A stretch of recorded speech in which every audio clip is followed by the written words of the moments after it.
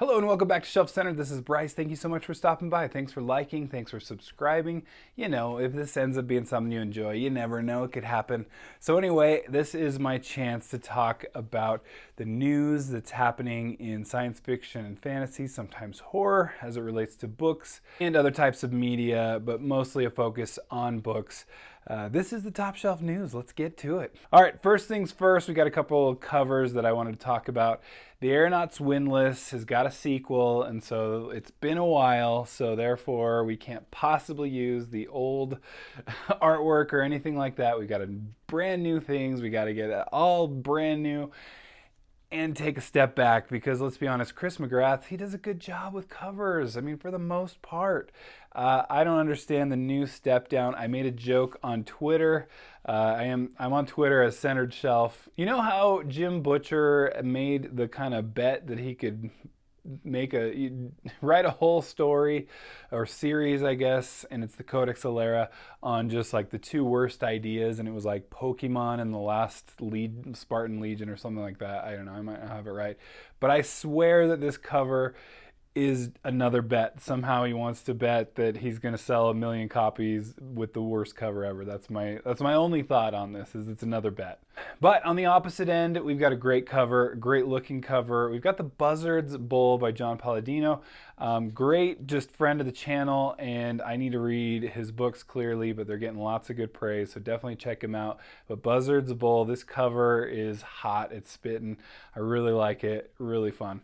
Then we've got some news, Jay Kristoff, any Jay Kristoff fans, but I've heard nothing but great things about the Empire of the Vampire series. The sequel is coming out, it's next year, March 2024.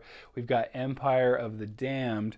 Again, it's cool. The cover art is not quite there. I'll update you on that, but we do have a release date at least.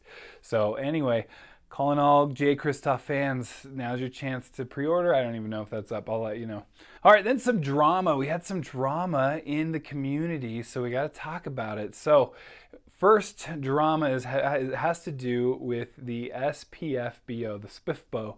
It's the essentially the independent self-published publishing competition, and it's essentially 300 independent or self-published books get submitted, and this year it was like within like half an hour they were all filled up, all the spots, and so it's submitted, then it goes through, there's reviewers, there's everything, goes through this whole process to get us finalists and then finally a winner. But they also do a cover art competition, and so this year we had some interesting happenings, and one of those is that Bob the Wizard won the cover art competition, only for everyone to discover it was created with AI. And as I understand, then you know, the author, who was friends with the artist apparently, then kind of defended the artist and said, hey, I paid for non-AI art and I trust my friend, and they gave me non-AI art. Only to discover that the friend did give AI art, and they withdrew from the competition at least. That's, you know, feels like the right thing to do in that situation. It just feels like cheating, right? But so as frustrating as it all is, I just feel like it shows also the worst of the internet, because I don't think, I made comments on it. Of course, I inserted myself into it because this is what I do. So you have to do. That's pretty much what Twitter is just everybody inserting themselves into other people's conversations. But as far as this one goes, you know, I liked, there's a post by, I think it was Joshua Edwards, that was like, look, you know, I don't think all the vitriol needed to happen. It's not like the author knew that it was AI. I mean, frankly, for me, a non-artistically inclined person, I can't tell what's AI or not. And I know people, and I've heard people that are artistically inclined can tell. So good, I'm glad that that exists and that that's out there, but I just don't think you can hold everybody accountable for knowing or not knowing if something is AI or not. So anyway, getting to the bottom of this, I think the right things have been done. A new cover is is getting worked on to use the right thing. But again, we just see the worst of the internet, where people were pretty rude and mean. I don't think the author was blameless either. I don't think he was perfectly polite, but he's done things that I think have completely redeemed himself. And so, again, I think it was a tough situation.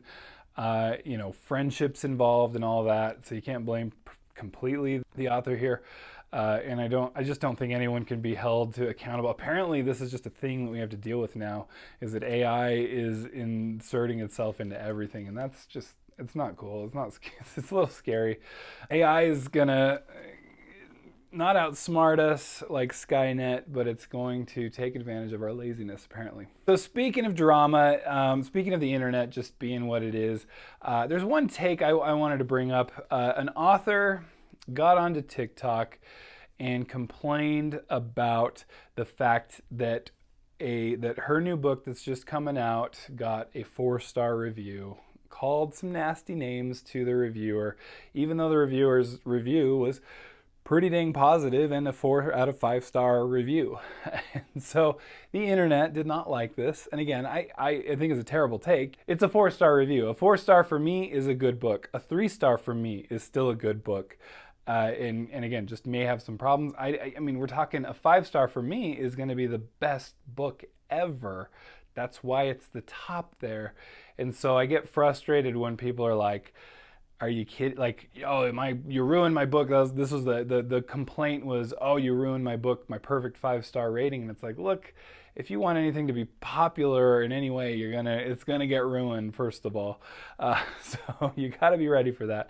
But to complain about a 4-star review is just, it's ridiculous. Now, what I wanted to talk about too was just, I'm frustrated with the fact that I don't think the vitriol necessarily was called for. Frankly, to that degree.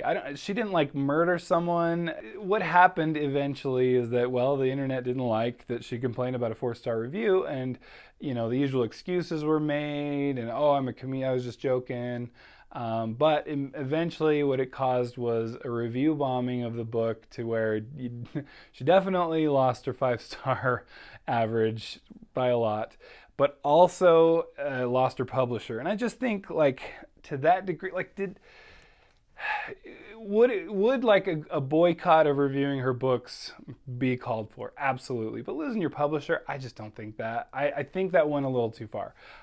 Just my take on it. I don't think, like, if I'm upheld to just being a perfect person, then I'm going to fail every single time. And I just don't think we can, like, hold everybody up to just always acting perfectly. She messed up for sure.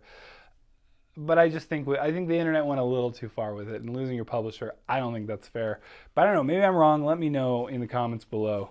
All right, then we got some media news I want to talk about. So the Wheel of Time, finally, we're getting a season 2, and it's happening this year. And it's September 1st, so it's actually not that far away. If you've been watching my channel for some time, I did watch season 1.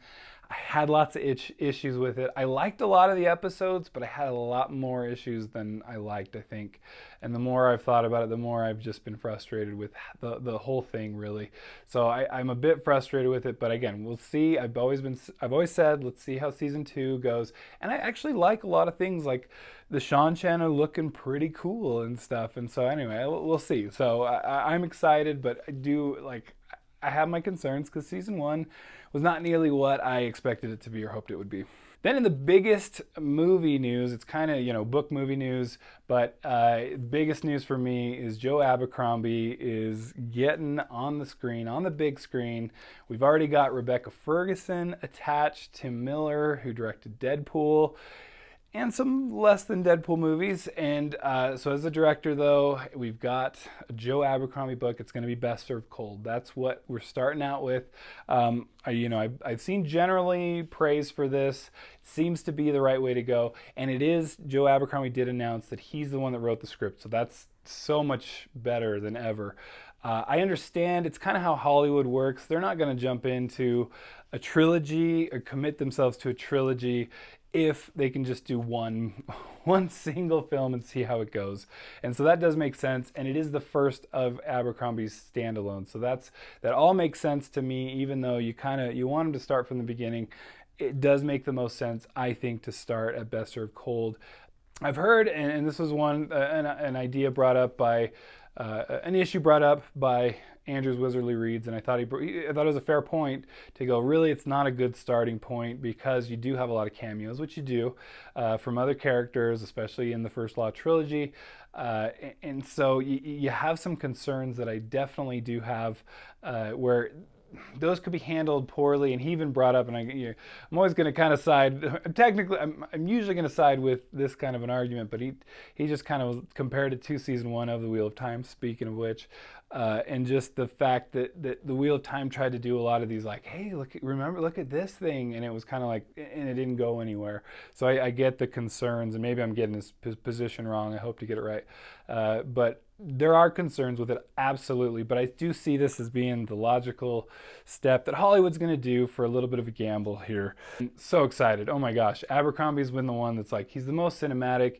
He's written scripts, like he's been involved in Hollywood. It makes the most sense. So we're going to see. Let's hope this gets adapted well. And if he's part of the writing of it, I mean, I would imagine it's not going to go wrong, but as long as he has that creative control that I really hope they give him. Finally, Project Hail Mary is getting a movie too, and so we're talking. Ryan Gosling is attached. I hope it's as good as The Martian. The Martian was so great with Matt Damon, and so I'm excited for Gosling to do this. I need to read the book still. I've heard it's great, and so I'm very excited for this. That's great news to me. So anyway, this has been the news to me as I see it. Thanks for liking. Thanks for subscribing. We'll catch you next time. Bye.